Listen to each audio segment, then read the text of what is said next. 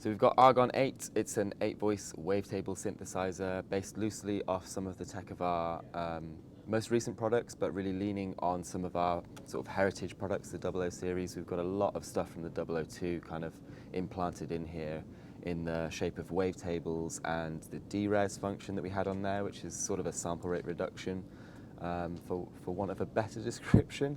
But we've really tried to take the technology from these small synthesizers and from our larger synths and kind of make something that represents them all in a nice kind of mid-range package here. So what we've got is a 37-key semi-weighted keyboard. It's a really, really powerful synthesis engine. The oscillators that we're using in here are really, really high resolution. And we have a nice little effects section and some really, really clever tricks over here with the modifiers that we can do to the oscillators. You have, what are the oscillators like? Because I know like in the Sculpt you have a lot of oscillators per voice type of thing. Yeah, correct. So there's not much of a difference here. What we're working on at the moment is a 4 oscillator per voice. So we work out at 32 oscillators in here. And actually it works quite in a similar way. There are a few adjustments to the way that the oscillators are kind of manipulated here. So with the Sculpt, we had the ability to come and spread past the detune and snap into intervals and chord shapes, whereas in here we just have the intervals as opposed to the chord shapes, but we've added like a drift, kind of like a slop for the oscillators, and also yeah, we have a few like nice functions for kind of capturing chords and things like this, and you know, like a panable kind of width for the oscillators as well. So there's some big improvements there in terms of the oscillator section, especially in terms of the resolution of the oscillators, but majoritively leaning on a very, very similar architecture in terms of how they actually work and how you interface with them. Can you show us maybe what some of the oscillators sound like, or the wave shapes sound like? Yeah, absolutely. So to come through the wave shapes, obviously we can set a wave shape on either of these two wave sections here, and we just go through holding shift, and you can see on the screen here we come through. So we've got a lot of stuff from the 002, some retro things, math, which is like a very, very interesting oscillator type from, I'm not sure very many synthesizers have that in, but it's a very interesting kind of oscillator type. And some miscellaneous stuff and some sweep things. The sweep's actually a very, very interesting one. It looks lovely. It's kind of like you see all this breaking. What does it sound like? Yeah. So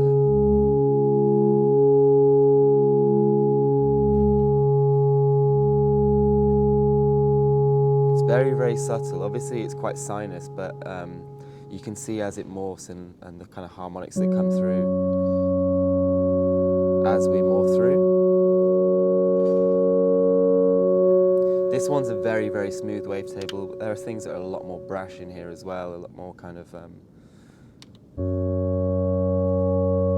if I just mix just this one on its own.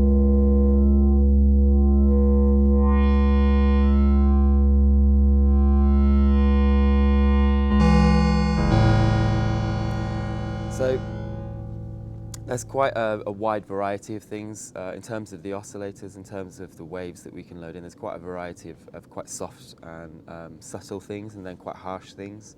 And I think it's really good to have a little bit of...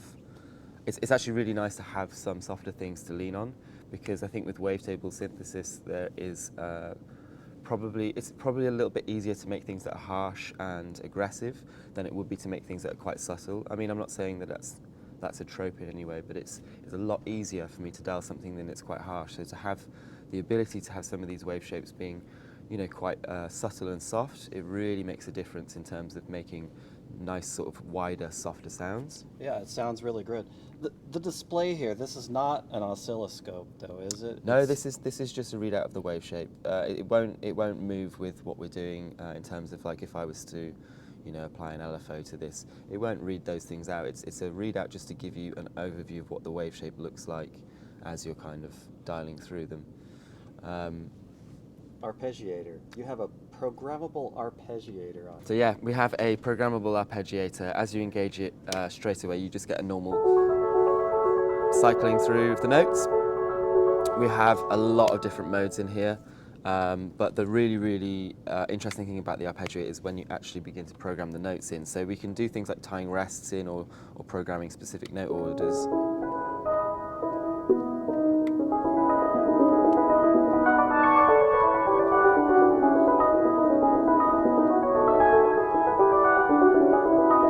And we can just as easily tie in a pattern with rests.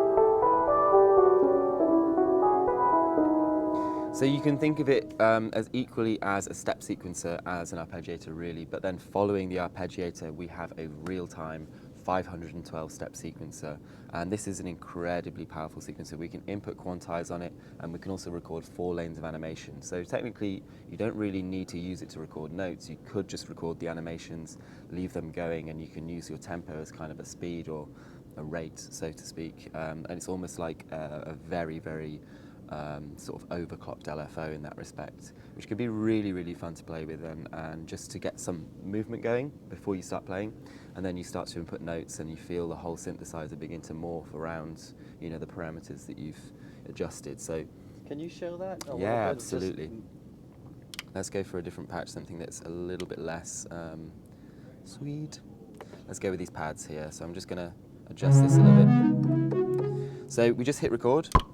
This is now listening to everything that I'm doing, inputting notes and anything that I touch here. So I'm actually just going to not put any notes in and move these guys around. You can see me moving around a lot of different parameters on the waves, some stuff here. We'll just record a bunch of random movement, okay? And then I come back just to playing that.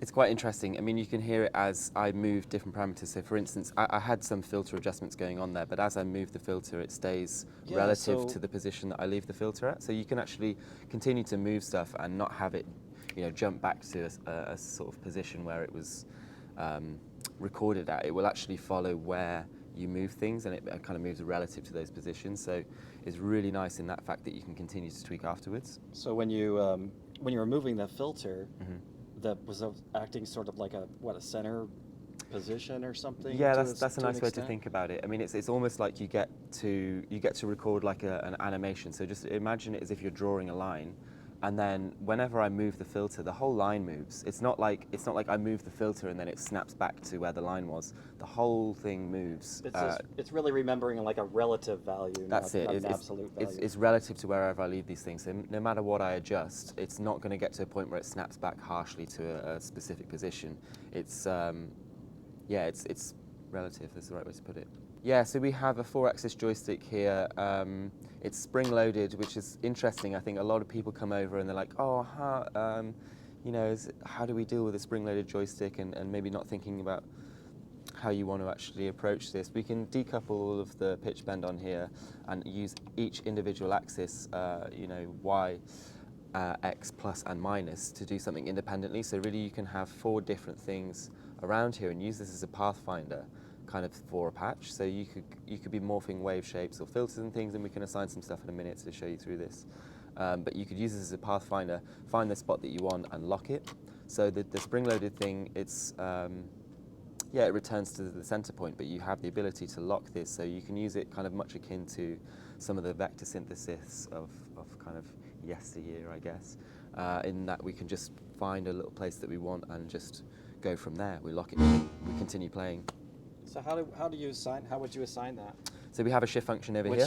Which kind of actually gets me to your mod matrix, because you can assign things to all over the place. Yeah, as you look at the faceplate, you'll notice quite a few different things here. So on the leftmost section, we have sort of velocity, aftertouch, note, expression, and underneath this, the X plus and minus and the Y plus and minus. And anything with the LFOs or indeed the envelope over here, all you have to do is select that button. When you see something blinking, it means we're about to assign something, and you twist the value that you want to assign it to. So it's very, very quick to kind of assign things in the matrix. You literally are just clicking and turning things. So it's It's a quick thing to get going.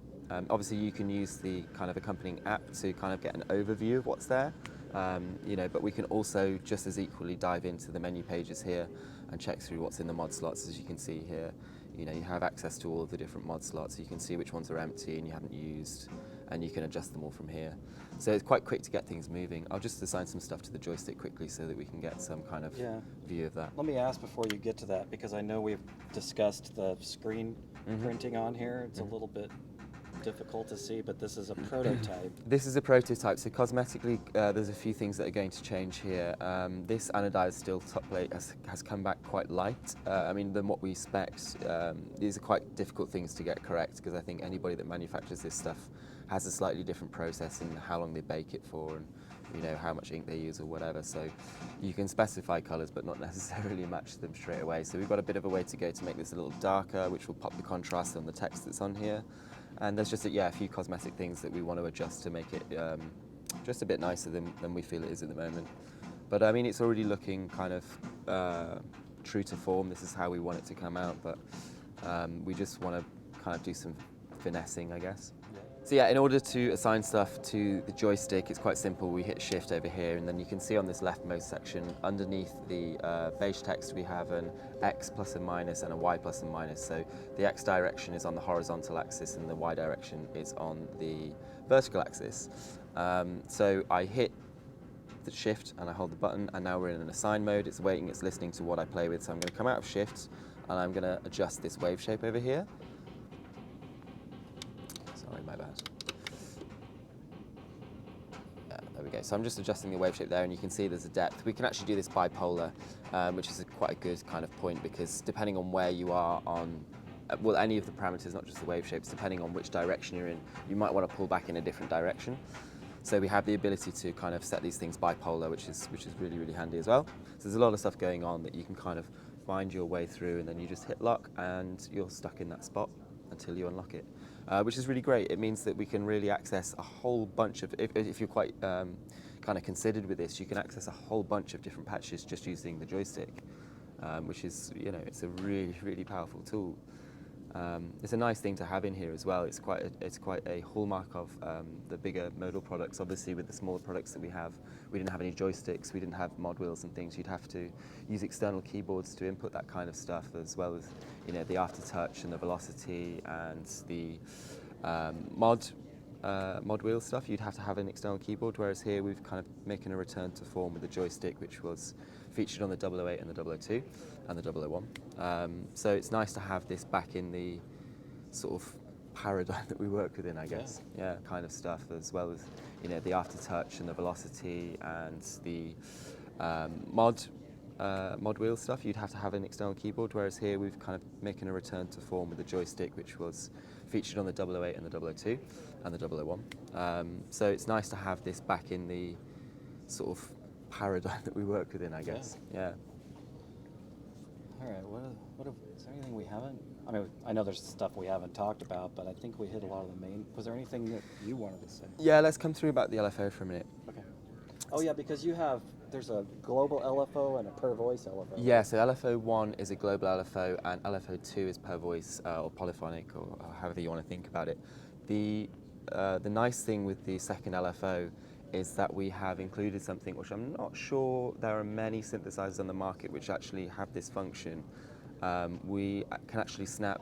Traditionally with LFOs, you can either have a free rate or you can snap to a division of a clock tempo, which would be your tempo of your project or the tempo of maybe the arpeggiator in your synthesizer, whatever it's external or internal. But we've added a feature where we can actually sync to a division of the fundamental frequency of the note that you're playing with the polyphonic LFO. So any note that you're playing, the LFO is adjusting into a ratio of that frequency, which is super, super powerful. It's quite hard to do with key tracking because obviously with the intonation of a keyboard, some of those values are going to be out by a certain amount of cents either way. That's just the nature of intonation with keyboards.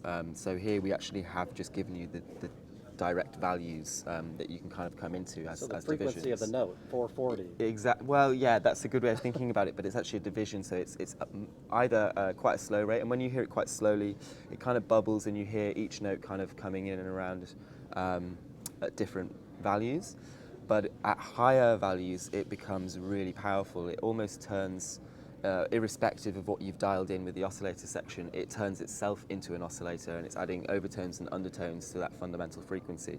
It's a really difficult thing to describe, and it's much better if I show you and you can actually hear it, but it's a really incredible tool.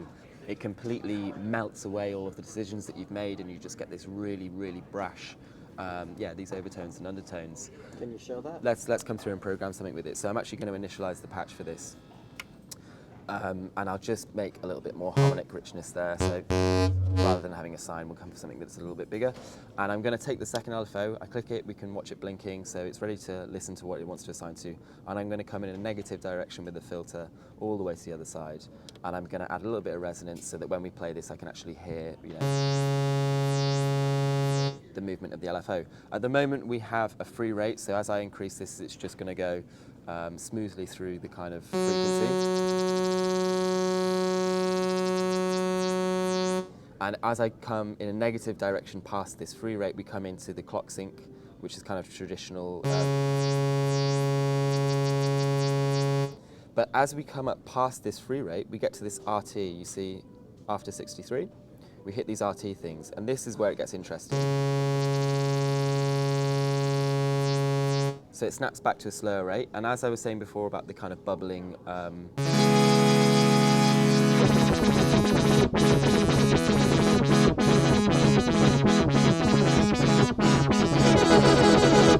so you can hear as I play,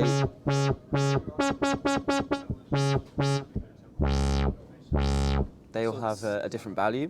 As we increase this, you'll understand what I was talking about with the overtones. At this value, you just get this bubbling, and they all have a really obvious effect, but then they start to melt into each other as we get to a higher kind of into the audio rate values.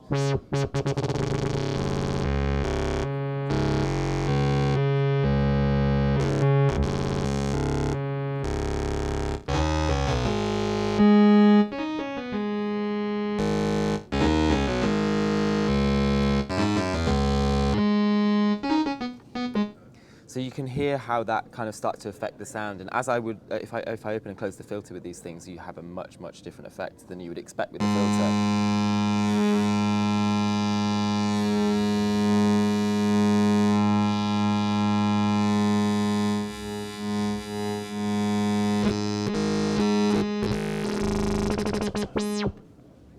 As you kind of get with that, the filter is opening and closing so quickly that it becomes an oscillator in itself. So whatever you have underneath it is kind of, it's kind of moot. You just have this super, super fast LFO that is oscillating kind of the content underneath and creating its own kind of tone. And it's an absolute monster when you use it for leads and basses and things like that. It just chews up whatever you've dialed in first and spits out this, kind of ferocious oscillation. It's really, really interesting, and like I said, it's not something I've really seen on many synthesizers on the market. I'm not sure if there's anything you can buy off the shelf that actually does this. And again, it's something that would be particularly difficult to kind of set up with traditional synthesizers, given the kind of intonation problem. So it's nice, a really, really powerful feature to have on a synthesizer. And it's something that you can find in other synthesizers as well, in Craftsynth 2.0 and Sculpt. We have the same features available there. So yeah, that's probably one of my favorite things in here. It's probably kind of a little known feature for a lot of people. You wouldn't really know what was going on. You probably think about that and think, oh, I'm just in a kind of a clock division. But when you actually get your head around it and you hear that they're all related to the pitch that you're playing, and no matter what frequency you're on, you're kind of always mathematically related, it starts to make sense, and you start to think about what you can do with it. So that's really, really cool.